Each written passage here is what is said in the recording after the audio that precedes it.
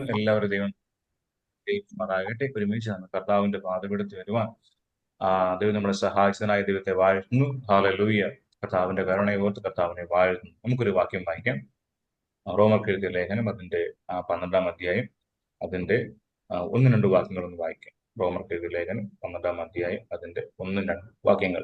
നമുക്കെല്ലാം അറിയാവുന്ന വാക്യമാണ്, കാണാതെ അറിയാവുന്ന വാക്യമാണ്, എങ്കിലും ഒന്ന് വായിക്കുന്നു.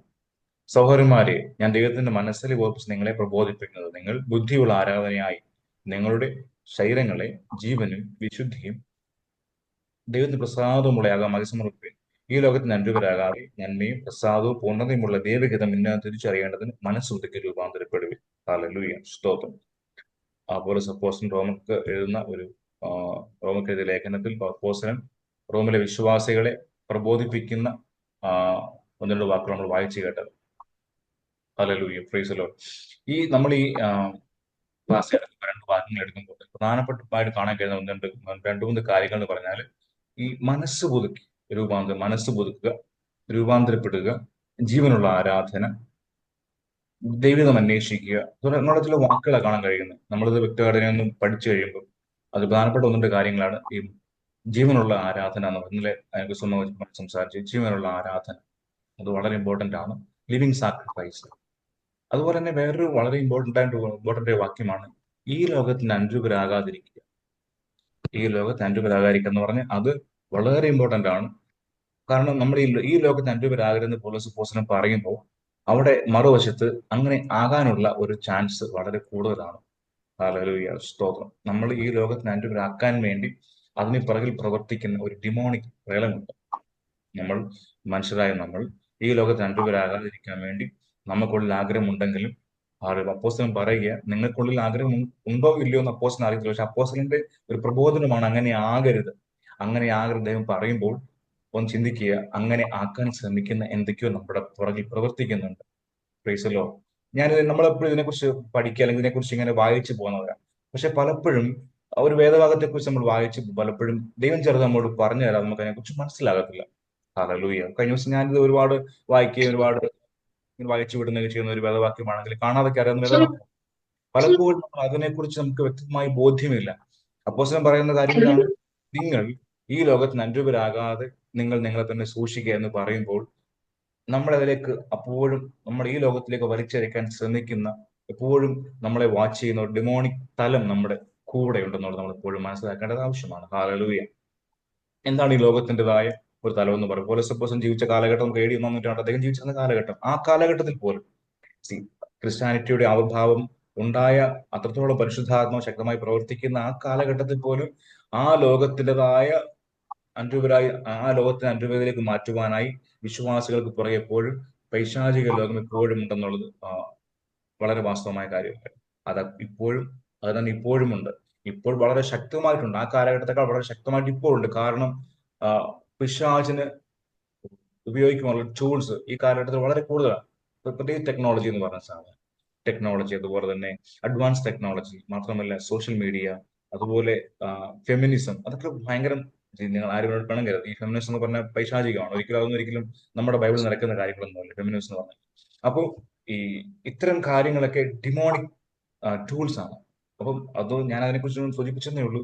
പക്ഷെ നമ്മളെ ക്രിസ്തുവിൽ നൽകി ദൈവത്തിന്റെ പദ്ധതിയിൽ നകറ്റുന്ന പൈശാചിക ഉപകരണങ്ങൾ ഒരുപാട് ഈ കാലഘട്ടത്തിലുണ്ട്. അതുപോലെ അതിൽ പിന്നെ പറയുന്ന മറ്റൊരു വളരെ ഇമ്പോർട്ടന്റ് ഒരു സബ്ജക്റ്റ് ആണ് ദൈവത്തിന്റെ ഹിതം. നമ്മളെല്ലാം അന്വേഷിക്കുന്ന കാര്യം, കർത്താവേ എന്നെ കുറിച്ച് അവിടുത്തെ ഹിതം വെളിപ്പെടുത്തരണമേ, ഞാനിത് സമർപ്പിക്കുന്നു പറഞ്ഞ് നമ്മൾ പ്രാർത്ഥിക്കുന്ന അല്ലെങ്കിൽ നമ്മൾ സംസാരിക്കുന്ന വാക്കാണ് ദൈവത്തിന്റെ ഹിതം വെളിപ്പെടുത്തണമേ എന്നുള്ളത്. പക്ഷെ അപ്പോസ്തലൻ ഇവിടെ പറയുക, നിങ്ങളെ കുറിച്ച് കർത്താവിന്റെ ഹിതം വ്യക്തമായിട്ട് മനസ്സിലാക്കണമെങ്കിൽ അത് പറഞ്ഞുണ്ട്, നിങ്ങളുടെ ചിന്താഗതിക്ക് ഈ ലോകത്തിന് അനുരൂപരാകാതെ നിങ്ങളുടെ ചിന്താഗതിക്ക് മാറ്റങ്ങൾ വരുത്തണം. ആ വാക്യത്തിൽ പറഞ്ഞ ഇങ്ങനെയാണ്, ഞാൻ വേറെ ട്രാൻസ്ലേഷൻ വായിച്ചത്. ആ വാക്യത്തിൽ പറഞ്ഞ ഇങ്ങനെയാണ്, ഈ ലോകത്തിന് അനുരൂപരാകാതെ നന്മയും പ്രസാദവും പൂർണ്ണതയുമുള്ള ദൈവം എന്നെ തിരിച്ചറിയേണ്ടത് മനസ്സ് പുതുക്കി രൂപാന്തരപ്പെടണം. ഇത് മനസ്സ് പുതുക്കണം. പലപ്പോഴും നമ്മൾക്ക് ആഗ്രഹമുണ്ടെങ്കിലും നമ്മൾ മനസ്സ് പുതുക്കാൻ റെഡിയല്ല. ഹല്ലേലൂയ. നമുക്ക് ആഗ്രഹമുണ്ട്, എനിക്ക് കർത്താവിനെ അവന്റെ ഇഷ്ടം ചെയ്യണം, കർത്താവ് ആഗ്രഹിക്കുന്ന പോലെ ആയിത്തീരണം, എനിക്ക് ദൈവം എന്താണോ എന്നെ കുറിച്ച് ആഗ്രഹിക്കുന്നത്, കർത്താവിന്റെ വഴികളിൽ നടക്കണം, എന്നൊക്കെ നമുക്കെല്ലാം ആഗ്രഹമുണ്ട്. പക്ഷെ നമ്മുടെ പ്രശ്നം വെച്ചാൽ മനസ്സ് പുതുക്കാൻ റെഡിയല്ല. ആഗ്രഹമുണ്ട് എവിടേക്ക്, പക്ഷെ മനസ്സ് പുതുക്കാൻ സത്യമല്ല ഞാൻ പറയും. നമുക്കെല്ലാം ആഗ്രഹമില്ലേ? നമുക്കെല്ലാം ആഗ്രഹം. നമ്മൾ പലപ്പോഴും നമ്മൾ പറയും കള്ളം നീ കള്ളം പറയണ്ട, പക്ഷെ നമ്മൾ അറിയാതെ പറഞ്ഞു പോവുകയാണ്. അത് പിന്നെ ഡിമോണിക് തലമുണ്ട്. നമ്മളെ കള്ളം പറയിപ്പിക്കുന്ന, നിസ്സാര കാര്യം കള്ളം പറയിപ്പിക്കുന്ന ഡിമോണിക് തലം നമ്മൾ വെക്കുന്നുണ്ട്. നമ്മൾ നിസ്സാര കാര്യങ്ങൾ കള്ളം പറയുമ്പോൾ ഒന്ന് മനസ്സിലാക്കണം, നമ്മൾ പിശാചിന് ലീഗൽ ഡോർ ഓപ്പൺ ചെയ്യുക ചെയ്യുന്നത്. നമ്മളിലേക്ക് അവൻ നമ്മൾ അധികാരം സ്ഥാപിക്കാനുള്ള ഒരു ഡോർ തുറന്നു കൊടുക്കുകയും ചെയ്യുന്നു. ഹല്ലേലൂയ. അപ്പോൾ ഞാൻ പറയുന്നത്, നമ്മൾക്ക് ഇത് ആഗ്രഹമുണ്ടെങ്കിൽ നമുക്ക് പലപ്പോഴും കഴിയുന്നില്ല. ഈ ദൈവത്തിന് അനുരൂപരായി, അല്ലെങ്കിൽ ദൈവം ആഗ്രഹിക്കുന്ന പോലെ നമ്മുടെ ജീവിതത്തെ മാറ്റി ദൈവത്തിന്റെ വഴികൾ നടക്കണമെന്ന് നമ്മൾ ആഗ്രഹിക്കുന്നുണ്ട്. ഓഫ്കോഴ്സ് നമുക്ക് ആഗ്രഹമുണ്ട്, വിശ്വാസം എല്ലാവർക്കും ആഗ്രഹം. പക്ഷെ അത് നടത്തുന്നില്ല എന്നുള്ളതാണ് വാസ്തവം. നമുക്ക് ചെയ്യാൻ കഴിയുന്നില്ല. അവിടെയാണ് അപ്പോസ്തലൻ പറയുക, നിങ്ങൾ മനസ്സ് പുതുക്കി രൂപാന്തരപ്പെടണം. ഞാൻ എപ്പോഴും പറയുന്നത് പോലെ, ഞാനല്ല, ശരിക്കും നമ്മുടെ വചനം, എൻ്റെ ഒരു, ഞാൻ റിപ്പീറ്റ് ചെയ്യുന്നേ ഉള്ളൂ. നമുക്കെല്ലാം അറിയാവുന്ന കാര്യമാണ്. സി നമുക്കെല്ലാം ആഗ്രഹമുണ്ട്, പലതും നമ്മൾ ആയിത്തീരണം. പക്ഷെ നമുക്ക് നമ്മുടെ മനസ്സിൽ നിന്നുള്ള വാസ്തവം, നമുക്ക് ഏതോ ഒരു പാസ്റ്റർ പറഞ്ഞ പോലെ, ഒരു കൊച്ചുകുട്ടി നമുക്ക് കിട്ടുന്ന ഒരു ചോക്ലേറ്റ് നുണഞ്ഞുകൊണ്ടിരിക്കുന്ന പോലെ നമ്മൾ ഈ ലോകത്ത് ജീവിക്കുന്നു. ലോകത്തിലുള്ള എല്ലാം ആസ്വദിച്ച് അതിന് ചോക്ലേറ്റ് നുണയുന്ന പോലെ നുണഞ്ഞ് നുണഞ്ഞ് നുണഞ്ഞിങ്ങനെ നമ്മളാ. ദൈവം പലതും പറഞ്ഞു, ശരിയാ. പക്ഷെ എനിക്ക് ഇതൊക്കെ ഒന്ന് കണ്ട് കേട്ട് ഒന്ന് അനുഭവിച്ച് ഒന്ന് മുന്നോട്ട് നീങ്ങണം എന്നൊരു ആഗ്രഹം പലപ്പോഴും വിശ്വാസം എന്ന് പറഞ്ഞ പോലെ ഉള്ളത്. അപ്പൊ ആ ചോക്ലേറ്റ് നുണയതുപോലെ, കുഞ്ഞുങ്ങൾ ഇങ്ങനെ ചോക്ലേറ്റ് കഴിക്കുന്ന പോലെ നമുക്കിതിങ്ങനെ ആസ്വദിച്ച് നമ്മൾ ഈ അകത്തേക്ക് പോകുന്നില്ല. നമ്മൾ അതിന്റെ ഒരു സുഖമുണ്ടല്ലോ, ഈ ലോകത്തിന്റെ പല കാര്യങ്ങളും. ഓഫ് കോഴ്സ് നമുക്കത്, അത് ഞാൻ തെറ്റായ കാര്യമൊന്നുമല്ല പറയുന്നത്, ഞാൻ നോർമൽ കാര്യങ്ങളാണ് പറയുന്നത്. പക്ഷെ നമുക്ക് വിശ്വാസം, നമുക്കൊരിക്കലും ലോകം ചെയ്യുന്നത് പോലെ ചെയ്യാനുള്ള റൈറ്റ് ഇല്ല നമുക്ക്. പക്ഷെ എന്നാൽ നമ്മൾക്ക് ആഗ്രഹം എപ്പോഴും ഇത് ഒന്ന് നുണഞ്ഞ് ആ ഒരു ആ ഒരു സന്തോഷമുണ്ട് അനുഭവിച്ച് ഇങ്ങനെ പോകണമെന്ന്. പലപ്പോഴും നമുക്ക് ദൈവം വെച്ചിരിക്കുന്ന അതിനെക്കുറിച്ച് നമുക്ക് ബോധ്യമില്ല എന്നുള്ള വാസ്തവം. എന്താണ് ദൈവരാജ്യം, എന്താണ് സ്വർഗരാജ്യം, അല്ലെങ്കിൽ എന്താണ് ദൈവം നമ്മളെ കുറിച്ച് ആഗ്രഹിക്കുന്നത്, അതിന്റെ നന്മകൾ എന്തൊക്കെയാണ്, അത് എന്താണ് നമ്മുടെ ജീവിതത്തിൽ ചെലുത്താൻ പോകുന്ന സ്വാധീനം, നമുക്ക് അതിനെക്കുറിച്ച് ബോധ്യമില്ല എന്നുള്ള വാസ്തവം. ഉണ്ടെങ്കിൽ പോലും നാളെ ഉണ്ടല്ലോ, അല്ലെങ്കിൽ മറ്റന്നാൾ ഉണ്ടല്ലോ എന്നുള്ള ചിന്തകളാണ്. മനുഷ്യ മനസ്സ്, ഞാനൊരു മനുഷ്യൻ, നമ്മളെല്ലാം മനുഷ്യർ, മനുഷ്യ മനസ്സ് എനിക്കും അറിയാം. നമ്മുടെ എല്ലാം ചിന്തകളൊക്കെ ഏകദേശം ഒരുപോലെയൊക്കെ ആയിരിക്കും. സി ഇത്തരം ചിന്ത അതിജീവിച്ചവരാണ് പലപ്പോഴും, ഒരു പരിധിവരെയെങ്കിലും അതിജീവിച്ചവരെ പലപ്പോഴും ഇത് ഉപയോഗിക്കുന്നത്, ശക്തമായിട്ട് ഉപയോഗിക്കുന്നത്. ഹല്ലേലൂയ. അപ്പൊ ഞാൻ എന്റെ പോയിന്റ് ഇതാണ്, ഈ ലോകത്തിന് അനുരൂപരാകാതെ, ഈ കാലഘട്ടത്തിന് അനുരൂപരാകാതെ, ദൈവത്തിന്റെ വഴികളിൽ ദൈവം ആഗ്രഹിക്കുന്ന പോലെ നടന്നാൽ മാത്രമേ ദൈവത്തിന്റെ ഹിതം നമ്മൾ നിറവേറുകയുള്ളൂ. അല്ലെങ്കിൽ നമ്മൾ എത്ര പ്രാർത്ഥിച്ചാലും നമുക്ക് മനസ്സിന് മാറ്റം വരാതെ, നമുക്ക് ഈ ലോകത്തിന് അനുരൂപരാകരുത് എന്നുള്ള ആ ഒരു ബോധ്യം വരാതെ, നമ്മൾ പലപ്പോഴും സത്യം അറിഞ്ഞിട്ടും അതിനെ അറിയാമായിരുന്നിട്ടും അതിനെ അറിയേണ്ട വിധത്തിൽ എടുക്കാതെ നമ്മുടെ ഇഷ്ടങ്ങൾക്ക് ഒത്തവണ്ണം നമ്മൾ സഞ്ചരിച്ച് കഴിയുമ്പോൾ ദൈവം നമ്മളെ കുറിച്ച് ആഗ്രഹിക്കുന്ന കാര്യങ്ങൾ നമ്മുടെ ജീവിതത്തിൽ സംഭവിക്കുകയില്ല. നമുക്ക് പലവട്ടം പ്രാർത്ഥിക്കാം, നമുക്ക് പലവട്ടം സാത്താനെ ബൈൻഡ് ചെയ്യാം, പലവട്ടം നമുക്ക് പ്രാർത്ഥന റിക്വസ്റ്റ് നമുക്ക് ചെയ്യാം. പക്ഷെ നമ്മുടെ ജീവിതത്തിൽ സമൂലമായ ഒരു പരിവർത്തനം വേണമെന്നൊരു ആഗ്രഹം ഉണ്ടായിരിക്കും, അതിന്റെ ഒരു സ്റ്റെപ്പ് എടുത്ത് വെക്കാൻ കഴിയാതെ.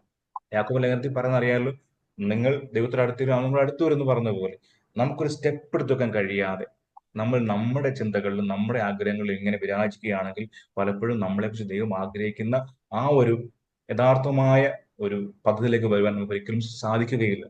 ഇത് പലപ്പോഴും ഇത് വേദന ഉളവാക്കുന്ന കാര്യമാണ്. പക്ഷെ നമ്മുടെ വചനം പറഞ്ഞ അങ്ങനെയാ, നിങ്ങൾ അങ്ങനെ ആയില്ലെങ്കിൽ നിങ്ങൾ ഇങ്ങനെ ആവത്തില്ല. അതായത് ദൈവം ആഗ്രഹിക്കുന്നത് നമ്മളാവണമെങ്കിൽ ദൈവം വെച്ചിരിക്കുന്ന കണ്ടീഷൻ ഉണ്ട്. ഈ ലോകത്തിന് അനുരൂപരാകാതെ നന്മയും പ്രസാദവും പൂർണ്ണതയുമുള്ള ദൈവം എല്ലാം തിരിച്ചറിഞ്ഞ് മനസ്സ് പുതുക്കി രൂപാന്തരപ്പെടുക. അങ്ങനെയാണെങ്കിൽ നിങ്ങൾ ദൈവത്തിന്റെ പദ്ധതികളിലേക്ക് നിങ്ങൾ വരും, ദൈവം ആഗ്രഹിക്കുന്ന പോലെ. ഒന്നിട്ട് പറയാം, അത് വേറൊരു ട്രാൻസാക്ഷൻ പറയാം. സി പവിത്രവും ദൈവത്തിന് പ്രസാദകരവുമായ സജീവ യാഗമാക്കി നിങ്ങളുടെ ശരീരങ്ങളെ സമർപ്പിക്കുക. ഇതാണ് നിങ്ങളുടെ കാലഘട്ടത്തിലെ സത്യാരാധന. ഇതാണ് ശരിക്കുള്ള ആരാധന. ഈ ഒരുപാട് വിഷയങ്ങൾ അടങ്ങിയ ഒരു രണ്ട് വാക്യങ്ങളാണിത്. ഒത്തിരി പറയാനുണ്ട് ഇതിനെക്കുറിച്ച്. നമ്മൾ ഈ 10 മിനിറ്റ് കൊണ്ട് വളരെ സിമ്പിൾ ആയിട്ട് അവിടെയാണ് തൊട്ടും പറയുന്നതുകൊണ്ടാണ് എങ്ങും ഏറ്റവും പിടിയും കിട്ടാതെ പോലെ തോന്നുമെങ്കിലും അതിന്റെ കാതല വിഷയം പറയുന്നേ ഉള്ളൂ. ഹല്ലേലൂയ. ഈ കാലഘട്ടത്തെ രീതികളോട്, ഇപ്പൊ നമ്മൾ ജീവിക്കുന്ന കാലഘട്ടത്തെ രീതികളോട് അനുരൂപരാകാതിരിക്കുക. ഞാനതാ പറഞ്ഞത്, അനുരൂപരാകാരെന്ന് പറയുമ്പോൾ നമുക്ക് നമ്മുടെ അതിന്റെ പിന്നിൽ പ്രവർത്തിക്കുന്ന പൈശാചിക വ്യാപാരമുണ്ട് നമ്മളിലേക്ക് വലിച്ചുകൊണ്ട് പോകുന്നത്. നിങ്ങൾ ആലോചിച്ചിട്ടുണ്ടോ? നമ്മളെല്ലാം ഒരുമിച്ച് പലപ്പോഴും നമ്മളൊരു കാര്യം ചെയ്തെന്ന് ആഗ്രഹിക്കും, പക്ഷെ അടുത്ത നിമിഷം അറിയാതെ ചെയ്തു പോവുകയാണ്. അത് നമ്മൾ പ്രവർത്തിക്കുന്ന ഒരു പൈശാചിക വ്യാപാരം. ഞാൻ പാപത്തെക്കുറിച്ചല്ല പറയുന്നേ, നമ്മളൊരു കാര്യം ചെയ്യേണ്ടത് ആഗ്രഹിക്കുന്നു, നിസ്സാര കാര്യമായിരിക്കാം. ഒരു എക്സാമ്പിൾ, മൊബൈൽ ഫോൺ എടുത്തിട്ട് കുറച്ചു നേരം കാണാണ്ടെന്ന് വിചാരിക്കും, നമുക്ക് ഇനി പ്രാർത്ഥിക്കാം, അല്ലെങ്കിൽ ഞാൻ വചനം വായിക്കാൻ പോകാൻ. നിങ്ങൾ ചിന്തിച്ചിട്ട് കുറച്ച് കഴിയുമ്പോൾ പെട്ടെന്ന് എന്താ എടുക്കുന്ന, മൊബൈൽ ഇങ്ങനെ എടുക്കും ഇല്ലേ, എന്നിട്ട് ഇങ്ങനെ പഴയ പോലെ എന്താണോ ചെയ്തത് അത് നിങ്ങൾ ആവർത്തിക്കും. നമ്മൾ ആവർത്തിക്കും, നിങ്ങളല്ല, നമ്മൾ ആവർത്തിക്കും. സത്യമല്ല ഞാൻ പറയുന്നത്. അപ്പൊ അങ്ങനെയാകുമ്പോൾ ഇതിന്റെ പിന്നിൽ പ്രവർത്തിക്കുന്ന ഒരു ഈവിൾ സ്പിരിറ്റ്, ഡിമോണിക് തലമുണ്ട്. ആ തലമാണ് നമ്മൾ അതിലേക്ക് പിന്നെ വലിച്ചുകൊണ്ട് പോകുന്നത്. നമ്മുടെ, അതായത് നമുക്ക് ഈ ഒരു മാറ്റം, നമ്മൾ തന്നെ ഒരു മാറ്റം വേണമെന്ന് ആഗ്രഹിക്കാതെ, അത് നമ്മൾ ഒരിക്കലും മനഃപൂർവ്വമായി ചെയ്യണമെന്നില്ല, മനഃപൂർവ്വമല്ല, പക്ഷെ അത് സംഭവിച്ചു പോവുകയാണ്. അപ്പൊ നമ്മളെ അതിലേക്ക് വലിച്ചുകൊണ്ട് പോകുന്ന ഒരു പൈശാചിക വ്യാപാരമുണ്ട്. ഈ പൈശാചിക വ്യാപാരത്തെ കുറിച്ച് നമ്മൾ എപ്പോഴും അവെയർ ആയിരിക്കണം. ഞാനിങ്ങനെ ചെയ്യുമ്പോൾ, ഞാനിങ്ങനെ തുടർച്ച ചെയ്തുകൊണ്ടിരിക്കുമ്പോൾ, ഞാൻ ഈ ഡെവിളിന് ഒരു ഡോർ ഓപ്പൺ ചെയ്യുകയാണെന്നൊരു ബോധ്യം എവിടെയെങ്കിലും ഉണ്ടെങ്കിൽ നമ്മൾ അതിലേക്ക് ഇങ്ങനെ പോകാൻ മടിക്കും. ആ ബോധ്യം നമ്മൾ വരുന്നില്ല എന്നുള്ള വാസ്തവം. കാരണം ആ ബോധ്യം പോലും വരുവാൻ നമ്മളിലേക്ക് പൈശാചിൻ ഇൻജക്ട് ചെയ്യുന്ന ആ ചിന്തകൾ സമ്മതിക്കുന്നില്ല എന്നുള്ള വാസ്തവം.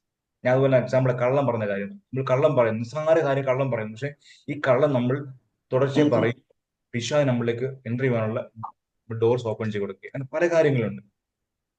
അപ്പോൾ അതാ പറഞ്ഞു, ഈ ലോകത്തിന് അനുരൂപരാകരുത്.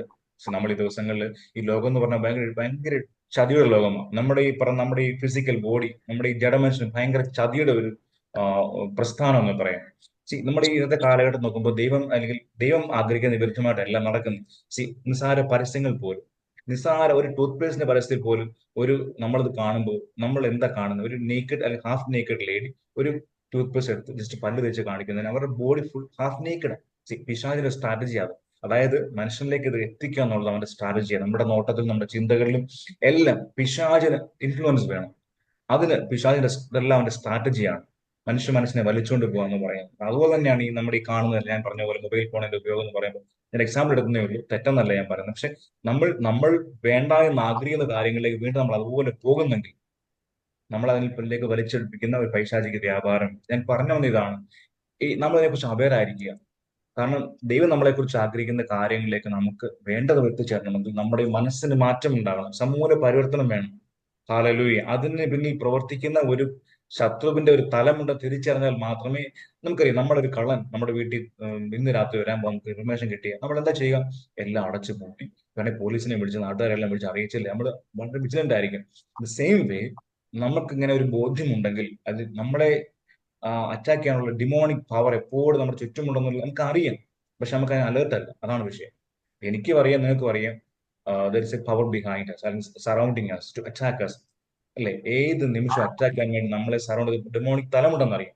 പക്ഷെ നമ്മളെ കുറിച്ച് അവെയർ അല്ല, നമ്മളതിനെ കുറിച്ച് അധികം ബോധവാന്മാരുമല്ല. കാരണം നമുക്കറിയാം ഇത്രയ്ക്ക് ഇത്രേ ഉള്ളെന്ന് ചിന്ത നമുക്കുള്ളത്. പക്ഷെ അങ്ങനെയല്ല. നമ്മളെ എപ്പോഴും വലിച്ചു കൊണ്ടുപോകാൻ നിൽക്കുന്നു, നമ്മളെപ്പോഴും നമ്മുടെ സ്പിരിച്വൽ ലൈഫിൽ നിന്ന് മാറ്റുവാൻ ശ്രമിക്കുന്ന ഡിമോണിക് തരം നമുക്ക് ചുറ്റും പ്രവർത്തിക്കുന്നുണ്ട്. ഇതിനെക്കുറിച്ച് നമ്മൾ എപ്പോഴും അവെയർ ആയിരിക്കുക, ബോധ്യമുള്ളവരായിരിക്കുക. ഹാലലൂയ. എന്നാൽ മാത്രമേ നമുക്ക് ഈ പറയുന്ന ദൈവം നമ്മളെ കുറിച്ച് ആഗ്രഹിക്കുന്ന ആ ഡെസ്റ്റിനിലേക്ക് എത്തുവാൻ സാധിക്കുകയുള്ളൂ. നമുക്ക് ചുറ്റും മോണിറ്ററിംഗ് സ്പിരിറ്റ് ഒരുപാടുണ്ട്, നമ്മളെ ഓരോ നീക്കങ്ങളും വാച്ച് ചെയ്യുന്ന സ്പിരിറ്റ്സ് ഉണ്ട്. അപ്പൊ അതിനെക്കുറിച്ചൊക്കെ ബോധ്യമുണ്ടെങ്കിൽ മാത്രം. ഈ രണ്ട് വാക്യങ്ങളിൽ ഒരുപാട് കാര്യങ്ങൾ പറയാനുള്ളത്, ഓരോ വാക്കുകളും എടുത്തെടുത്ത് പറയാനുള്ളത്. പക്ഷെ ഇന്ന് ഞാൻ കൂടുതലായിട്ട് ശ്രദ്ധ കൊടുത്തത് നമ്മളെ ഈ ലോകത്തിന് അനുരൂപരാക്കാൻ വേണ്ടി ശ്രമിക്കുന്ന ചില പൈശാചിക വ്യാപാരം കുറിച്ച് പറയാൻ വേണ്ടി മാത്രം. അതും തീർന്നിട്ടില്ല, കുറച്ചേ പറയാൻ സാധിച്ചിട്ടുള്ളൂ. എങ്കിൽ ദിവസങ്ങളിൽ അത് പറയാൻ വിശ്വസിക്കുന്നു, പറയാൻ ആഗ്രഹിക്കുന്നു. അതുകൊണ്ട് മനസ്സിലാക്കുക, നമ്മളെ എപ്പോഴും വലിച്ചുകൊണ്ട്, ഈ ലോകത്തിലേക്ക് വലിച്ചുകൊണ്ട് പോകാൻ എപ്പോഴും നമ്മുടെ ഈ ചുറ്റും നിൽക്കുന്ന ഒരു ഡിമോണിക് തലമുണ്ട്. അതിനെക്കുറിച്ച് അവരായിരിക്കുക, എപ്പോഴും ബോധ്യമുള്ളവരായിരിക്കുക, ചിന്തകൾ ഉണ്ടായിരിക്കുക. അങ്ങനെയാണെങ്കിൽ നമുക്ക് പലപ്പോഴും നമ്മുടെ ശത്രുവിന്റെ പ്രവർത്തനങ്ങളിൽ നിന്ന് പുറത്തു വരാൻ കഴിയും. ഹല്ലേലൂയ. അതുകൊണ്ട് ഈ ദിവസങ്ങളിൽ അങ്ങനെ ഒരു ബോധ്യമുണ്ടാകട്ടെ, അത് നമ്മൾ സഹായിക്കട്ടെ എന്ന് പ്രാർത്ഥിക്കുന്നു, ആഗ്രഹിക്കുന്നു.